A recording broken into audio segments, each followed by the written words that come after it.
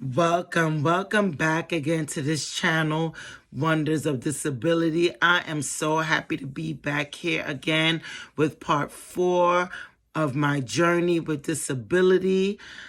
But before I get into that, I want to still recognize Black History Month. And I decided that I'm going to continue to recognize people of color on this channel because I believe that is needed. So with that said, I want to recognize my sister, Cornelia Innes, and she's a nurse, and she's been a nurse for about 18 to 20 years. She's been servicing the area of Virginia Beach, Delaware, and now she's servicing Pennsylvania. And also, as a woman of color, she just recently purchased her first brand new home. Yay! Kudos to her. And I just want to let her know that I'm so proud of her and to keep up the good work. You know, people who are in the medical field or who are in the educational field or any field where you're taking care of individuals who are sick or individuals who are seniors or people with disabilities is not an easy job. So I just want to recognize people who are working in those communities that continue to be a light to these people because it's really, really needed. So with that said, I want to jump into this video with my journey with disability. And the last video I talked about the shame and, you know, the low self-esteem and how I felt and my different struggles throughout my early childhood school years and when I, you know, went into high school. So I want to fast forward into now speaking of when I got diagnosed at 21 years old with Stargardt's disease. Again, Stargardt's disease is a disease of the retina. The retina is the in back of the eye, and it allows people with this disease not to see very well.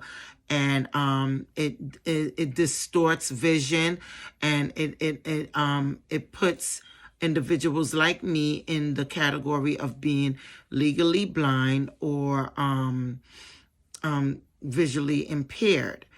And with that said, my vision, you know, when you get your eye exam and your eye measurements, and some people visions are perfect 20/20 or 20/40, 20/50.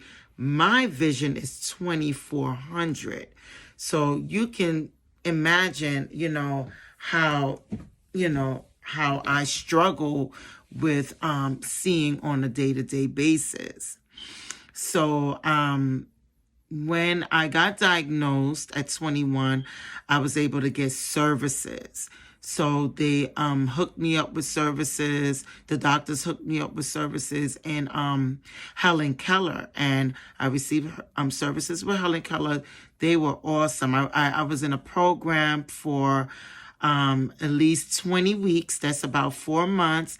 I went every morning. I did that in the mornings, and then I worked in the afternoons. And it was a program that showed me how to navigate through the computers, and also how for mobility uses, like when I'm traveling out in the street, so I can be able to spot out street signs and I can see certain things. And so they gave me devices, and one of the devices that I used on the street, I really don't use this anymore. It's a little telescope. It allows me to see street signs and words or numbers, whatever I need to see on a quick view. And I don't, like I said, I don't use it anymore because I have my phone. You know, these iPhones, these smartphones, they have a magnificent magnification on it where I could just take a picture and then, you know, zoom it in, and then I can see the street signs and whatever else I need to see. Also, when I travel, because I'm an ABA therapist, so I travel to different homes, I use Google Maps. I actually put the address in, look at the area, you know, it gives you a view of the area. I look at the area, and then it allows me to see where I'm going ahead of time, and I use my devices along the way.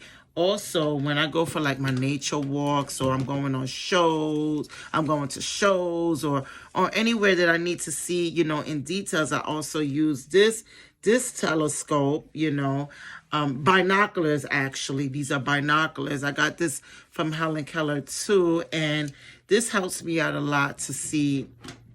I also have different kinds of magnifiers to help me read materials and books. You know, I have a big magnifier. This comes with a little light that I can see. I have a small magnifier, you know, the big, the small, so I can be able to see. I also have another magnifier to help me read. It's actually in glasses form. Let me show you how they look.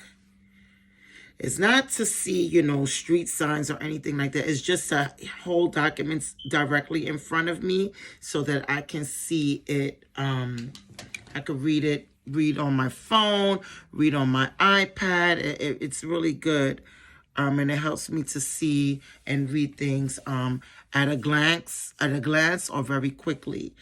Also, I used to have a device called CCTV, which is it stands for closed circuit TV, and it's actually a device that you can I'll show you. It's on I put it on my iPad so you can see. I hope you can see it very well. So it's, you know, it's this area. This is like a device you could put the materials, books, or whatever you need to read under the screen, and then it magnifies what you're reading on the screen at a very, very large print. You can put it at any magnification. It's really good. I used to have one, like I said, but in the middle of moving from New York to New Jersey, it got a little broken up, and then it wasn't working very well anymore. So I'm in the midst of purchasing a new one, but these things cost at least $3,500. I think the price, let me see if I can find the price on here, show you guys, because this is real. $3,500 for this CCTV. Look at the price, $3,500. I hope you can see that. $3,500. So it's not cheap. These devices are not cheap, but Helen Keller helped me along the way to get some of these devices, and you know, and it's awesome. I mean, the training that I received it really helped me so that I can go back to school. I went back to school. I went to college. I received my master's degree. So it really helped me along the way.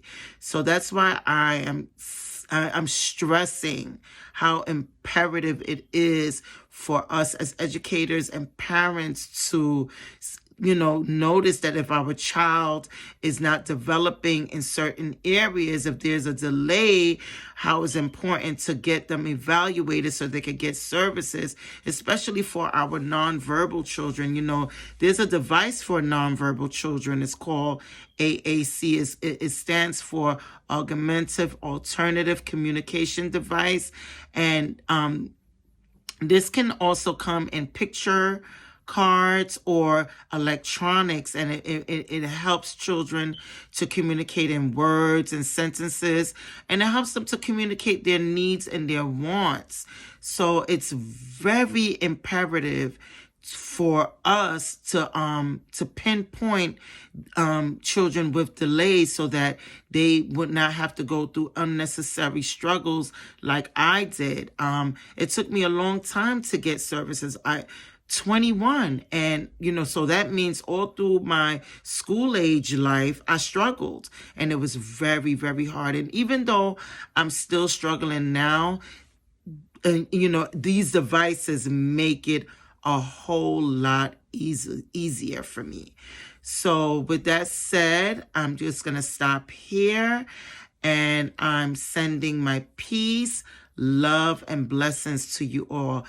Don't forget, please, guys, to subscribe, hit the like button, or leave a comment, whatever questions that you want to ask, and so that, the information can get out there. I really would like the information to get out there so that parents or other educators that need to ask me questions on how I did it and how I navigated through my disability, I will be happy to share and answer questions. So I will see you guys soon. Thank you so much.